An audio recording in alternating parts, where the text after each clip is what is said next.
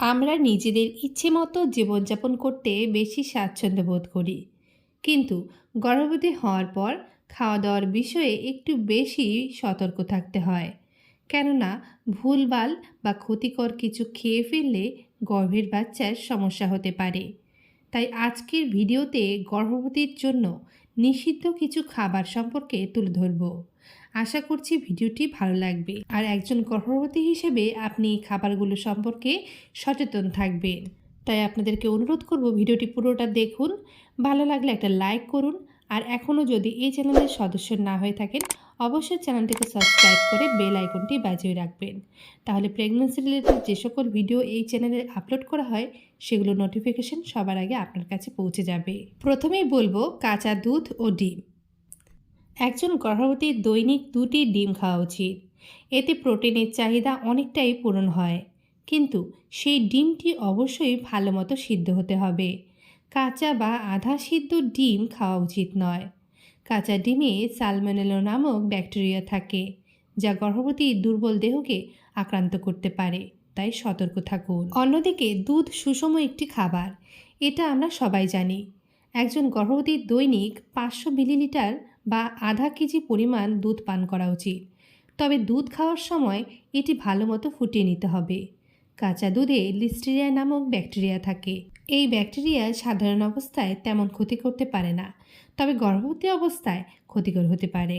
কাঁচা বা আধা সিদ্ধ মাছ মাংস, ডিম দুধের মতো মাছ মাংসের ব্যাপারেও সমান সতর্ক থাকতে হবে। মাছ মাংস ভালো মতো সিদ্ধ করে রান্না করতে হবে। যদি মাছ ভাজা খেতে চান তাহলে সেটা ভালো মতো ভাজা হলে খাবেন।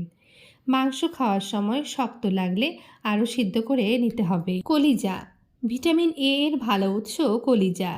যাদের শরীরে ভিটামিন এ এর ঘাটতি রয়েছে তাদের কলিজা বা কলিজা জাতীয় অন্য কোনো খাবার খাওয়া উচিত, কিন্তু গর্ভবতীর জন্য অতিরিক্ত ভিটামিন এ ক্ষতিকর, বিশেষ করে কলিজা জাতীয় খাবারে। ভিডিওটি দেখে অনেকে বলবেন, আমি গর্ভবতী অবস্থায় কলিজা খেয়েছি, কিছু হয়নি তো। আমাদের পরামর্শ এ সময় কলিজা না খাওয়াই উত্তম হবে। তবুও যদি আপনি খেতে চান তাহলে সেটা আপনার নিজের দায়িত্বেই খাবেন।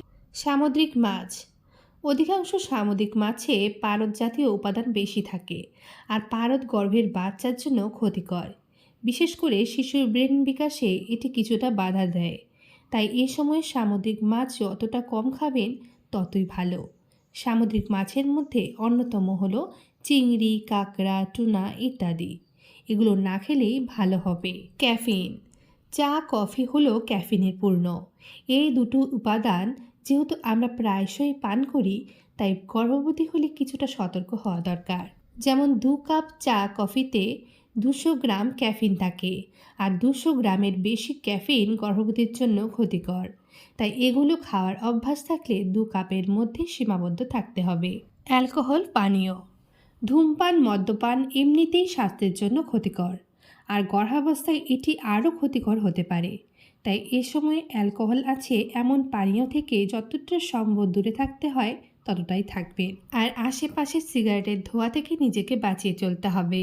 সাদা স্যালাড জাতীয় খাবার, টমেটো, শসা, গাজর এরকম কিছু খাবার আমরা কাঁচা খেতে পারি, তবে গর্ভবতী হলে এই খাবারগুলো অতি সতর্কতার সাথে ভালো মতো ধুয়ে তারপরে খাবেন, কেননা নোংরা থেকে জীবাণুগত সংক্রমণ হতে পারে।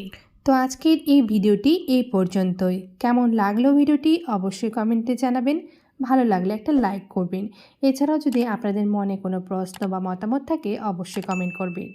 তাহলে দেখা হবে নেক্সট কোনো ভিডিওতে। সবাই ভালো থাকবেন, সুস্থ থাকবেন।